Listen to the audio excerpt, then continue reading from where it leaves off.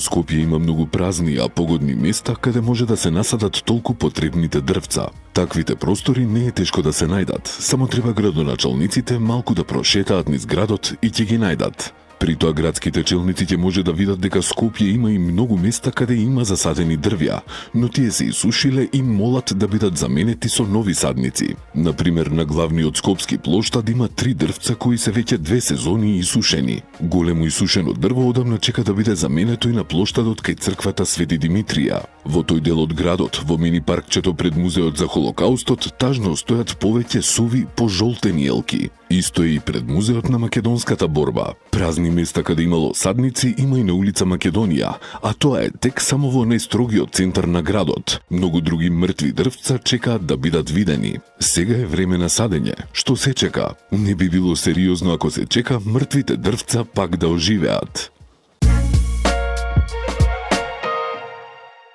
Граѓаните и компаниите на град Скопје за периодот од 2020 до 2025 година по основ на даноци и такси му должат над 36 милиони евра, соопштија денеска градските власти. Даноците на имот и комуналните такси се основните извори на приходи на градот Скопје. Средствата остварени од овие приходи овозможуваат финансирање на основните функции на градот, изведба на инфраструктурните проекти, кофинансирање на услугите што ги даваат комуналните предпријатија и јавните установи, како и финансирање на трошоците на средните училишта во градот Скопје, соопшти град Скопје. Оттаму ги повикаа сите даночни и таксени обврзници, правни и физички лица кои немаат платено данок на имот, данок на промет, данок на наследство и подарок и комунална такса фирмарина да ги подмират своите даночни обврски во најкраток временски рок.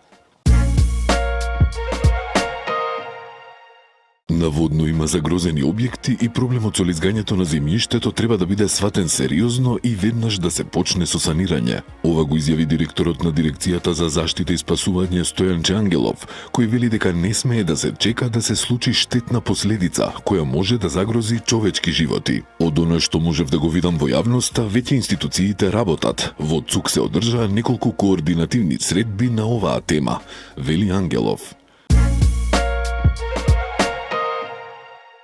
Општина Аеродром станува прва општина што воведува системска селекција на пластичен отпад директно од домаќинствата. Со овој проект, велат од општината, секое пластично шише и пластично пакување ќе има своја вредност, а граѓаните ќе придонесуваат за почисто и поодговорно општество. Проектот ќе опфати вкупно 600 домаќинства, а во првата фаза 50 домаќинства ќе добијат специјални канти за селекција на пластика, велат од општината. Овој проект е продолжување на Clean Aerodrome, за кој е обезбедено и специјално електрично товарно возило за еколошки транспорт на отпад. Општина Центар стави на располагање електронски анкетен прашалник преку кој граѓаните директно може да се вклучат во процесот на креирање на буџетот за 2026 година. Градоначалникот Горан Герасимовски ги повикува жителите активно да ги доставуваат своите предлози и да укажат на потребите во своите маала. Минатата недела ова на граѓаните им го овозможи и општина Газибаба. Од друга страна, општина Карпош ги поканува граѓаните на средби на кои ќе може да ги дадат своите идеи, предлози и сугестии и со тоа заедно да се креира буџет кој ќе биде во служба на граѓаните. 19-годишен возач и уште неколку лица се повредени откако вчера возило излетало од автопатот кај клучката кај општина Илинден. Патничко возило со скопски регистарски ознаки управувано од 19-годишен скопјанец излетало надвор од патот, а во несреќата со тешки телесни повреди се здобил неговиот сопатник. Полесно биле повредени возачот и уште тројца патници во возилото. Сите повредени се од Скопје и се пренесени во болница, известија од полицијата. Уапсен е криумчар на мигранти од Скопско кој превезувал 5 лица од Египет. Како што информираат од МВР, вчера навечер во Гевгелиско полициски службеници од полициската станица за граничен премин и граничен надзор Богородица лишиле од слобода 28 годишен жител на скопското село Копаница. При преглед во неговото возило биле пронајдени мигранти. Тие се спроведени во прифатно-транзитен центар Винојук во Гевгелија, а по целосно документирање на случајот против скопјанецот ќе биде поднесена соодветна пријава. Вчера во Скопје на подрачјето на Центар, полициски службеници од единицата за недозволена трговија при СВР Скопје уапсиле двајца скопјани, еден 29 годишник и лице на возраст од 60 години. По наредба на Основен кривичен суд Скопје извршени се претреси во нивните домови, при што се пронајдени и одземени марихуана, семки од канабис, дигитална вага и бела прашкасна материја. По целосно документирање на случајот, против нив ќе бидат поднесени соодветни пријави.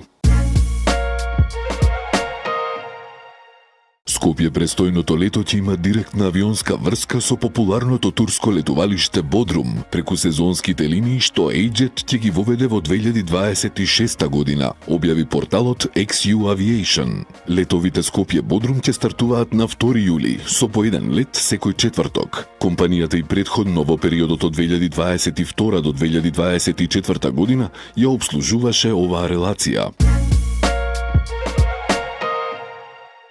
На предпоследната вечер од фестивалот на европски филм Cinedejs, вечерва во киното Фросина, публиката ќе може да го погледне новото остварување на светски познатиот италијански режисер Паоло Сорентино, филмот Помилување. Паралелно со главната програма, фестивалската вечер нуди уште неколку проекции. Фестивалот уште еднаш ја демонстрира својата улога како водечка регионална платформа за европскиот филм.